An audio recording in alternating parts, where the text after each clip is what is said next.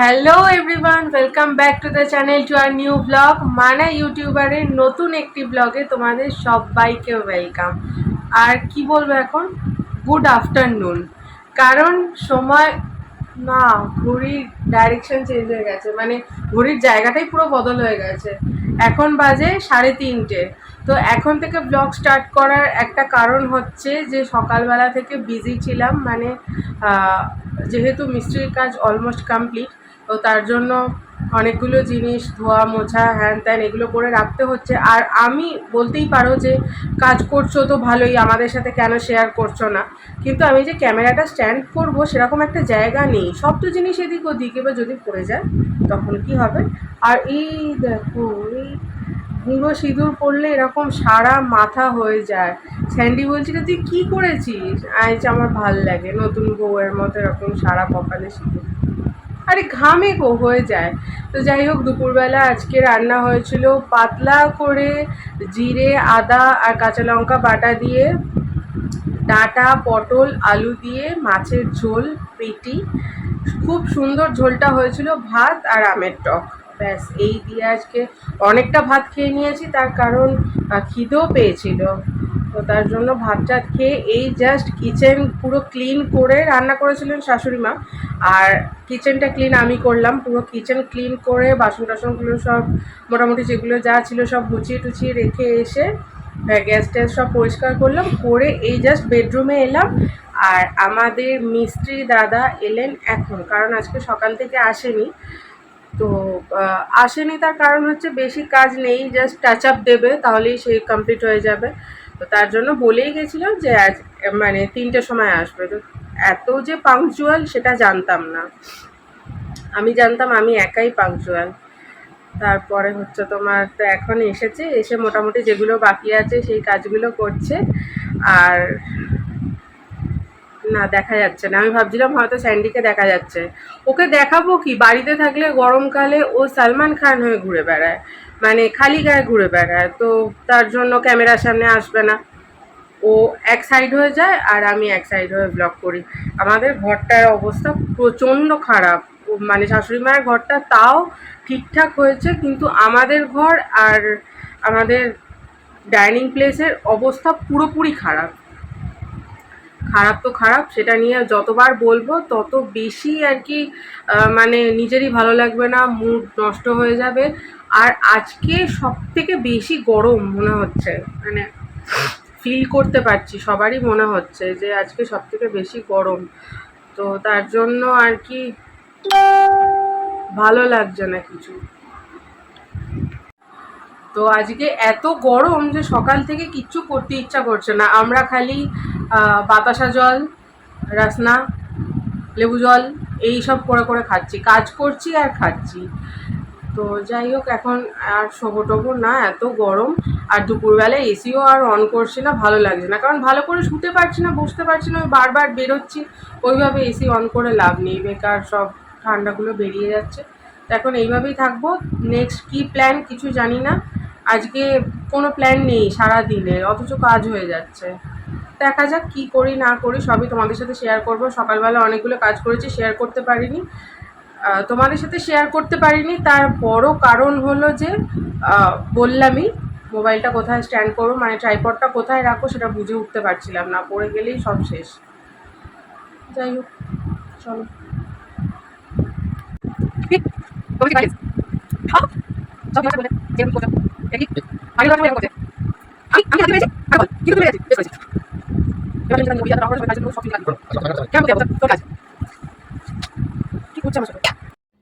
আম গাছের আম দুটো আমাদের দিকেই তাকিয়ে আছে। স্যান্ডি দেখেছে, আমি দেখতে পাইনি, ও আবার আমাকে দেখাতে নিয়ে গেছিলো, বলছে আয় আয় দেখবি আয় কেমন আম হয়েছে। এই গাছটাতে প্রচুর আম হয়। আর ওকে দেখো, ওর কাণ্ড দেখেছো তোমরা, বুঝতে পারছো কিনা বলতে পারবো না, কিন্তু এই যে এখানে না অনেক সেই সুড়সুড়ি পিঁপড়ে, কালো কালো পিঁপড়েগুলো এসছে।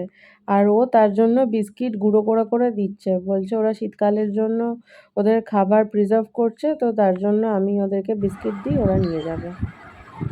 আমার ভিউয়ার্সদের বল একটু হ্যালো কর, অনেকদিন করিসনি, আসতে কর না। আর আমরা এখন গেছিলাম আম পাড়তে। কি গাছ ওটা? বৃষ্টি হয় এই গাছের আম। আগের বছর প্রচুর আম পড়েছে, বালতি বালতি আম কুড়িয়েছে আগের বছর, বালতি বালতি। রাত্রেবেলা 2টো 2:30টার সময় ধূপ করে আওয়াজ হচ্ছে, এরা যাচ্ছে ছুটছে। মা কত কত আম কুড়িয়েছে, মানে শাশুড়ি মা। কত হয় না, সামনের বছর দেখবে কত আম পাই। এক বছর ফলন বেশি হয়, এক বছর ফলন কম হয়ে গেছে। আমার ব্যাক সাইডটা জাস্ট ইগনোর করো, এখানে একে ইগনোর করবে না, সাথে ইগনোর করো। আমাকে ইগনোর করলে কি করে হবে? ইগনোর করো। আমি তো মানা মানা না, তুমি খানা।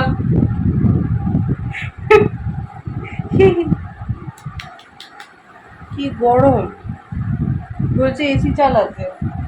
হ্যাঁ প্রচুর গরম করছে। এখন এসি চালাবো না, কি করবো? এসি চালিয়ে বারবার বাইরে যেতে হচ্ছে, আর সারাক্ষণ ফেসবুকে মেয়ে দেখে। হ্যাঁ ভালো লাগে, শুধু আমাকেই দেখতে ভালো লাগে না।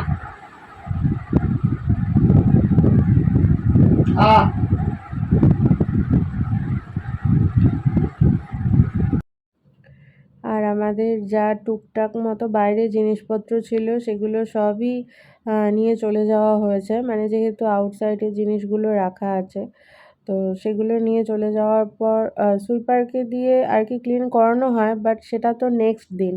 এবার তার আগেও তো এগুলো পুরো পায়ে পায়ে হবে না, তো তার জন্য আমাদেরকে আর কি যে পুরো জিনিসগুলো মানে আমরা ক্লিন করে দিই, ওগুলো ভালো লাগে না ঠিক, সবার পায়ে পায়ে যাচ্ছে, আর ওগুলো আমাদেরও ঘরে ঢুকছে, বাকি সবারও ঘরে ঢুকছে, এটা একটা বাজে দেখতে লাগে। তো তার জন্য স্যান্ডি আগে ঝাড়টা দিয়ে ক্লিন করে নিচ্ছে।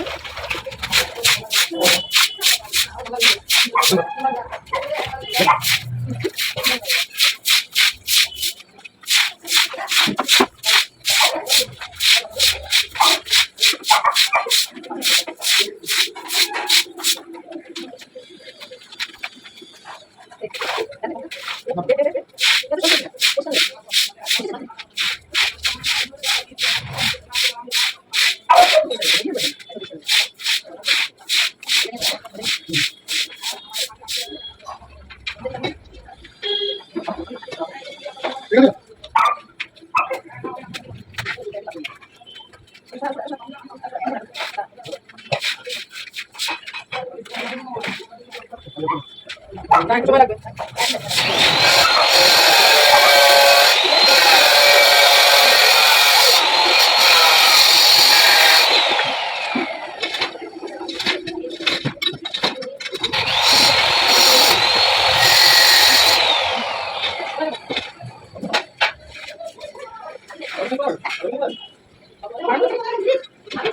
এই তো বাইরে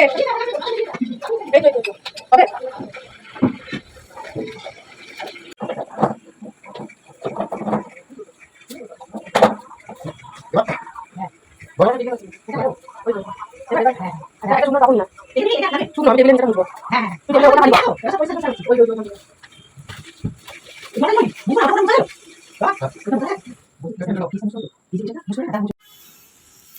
আমাদের ঘরে নতুন একটা কাজের মাসি পেয়েছি, ঠিক আছে? তো এই খাওয়া দাওয়া আর পয়সা নেয় না, টাকা পয়সা নেয় না, রোজে কাজ করছে। এই যে কাজের মাসি, কারোর লাগলে জানাবেন, একবেলা কাজ করবে, ঠিক আছে? আর একবেলা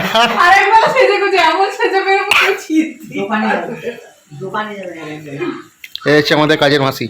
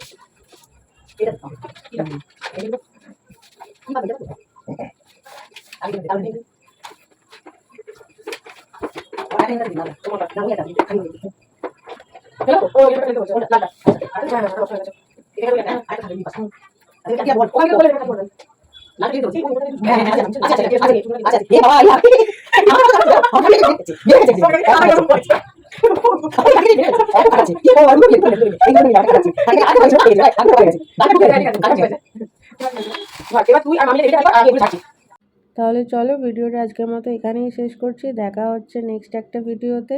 ততক্ষণের জন্য তোমরা সবাই ভালো থেকো, সুস্থ থেকো। টাটা।